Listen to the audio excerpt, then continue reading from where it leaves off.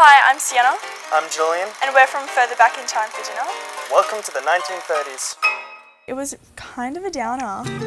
In the 1930s, there's a lot of frustration. You're missing a lot of things. We haven't gotten a lot of stuff. We did get an iron, which was pretty good. It's kind of dangerous to use. I feel like everything got really hot when I plugged it into the wall. We had the cooker and it had the thermostat on it. Wow. Yeah. I know Mum got a thermostat on her oven/stove cooking apparatus, but I've never been in the kitchen, so that doesn't really affect me. The weirdest food we had was the sheep's brains. We just don't do offal. Yes, we actually ate the sheep's brains. Ever. Brains are for thinking with, not for eating. They were slimy and in pancake batter and like mushy and... You know what the worst part about the sheep's brains is? You can still taste them like 4 days after you've eaten them. It's because they're done in lard. I don't know how many times I must have washed my mouth out to try and get that disgusting flavour.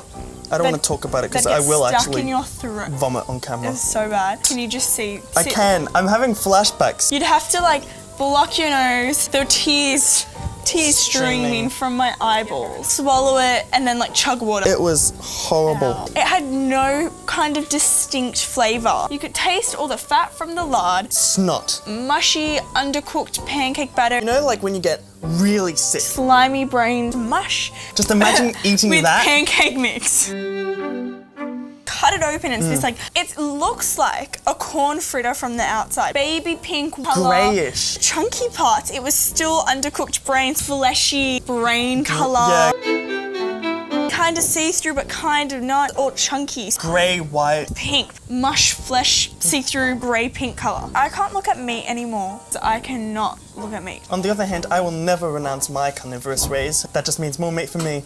One of the best things we had was chocolate crackle. The chocolate crackle's nice. Yeah, just all the dessert stuff. You can't go wrong with dessert, let's be honest. My favourite part of the 1930s was probably going to watch King Kong at the movies. We did have the Women's Weekly in the 1930s. The beauty tips were kind of getting a bit better, still strange. Would not do in my normal life. They still believed in the cucumber thing. I made a potato mask, rate a potato, wrap it up, and you put it over your eyes. So it was really good for like cooling, depuffing, dark under eyes.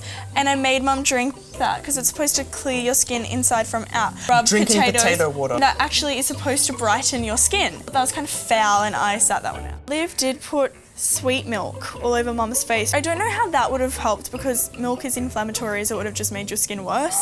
Good morning, Ferrones. The only technology that really affected me personally was probably the popularity of the radio, of the wireless. And then all of a sudden, whoa, hold up.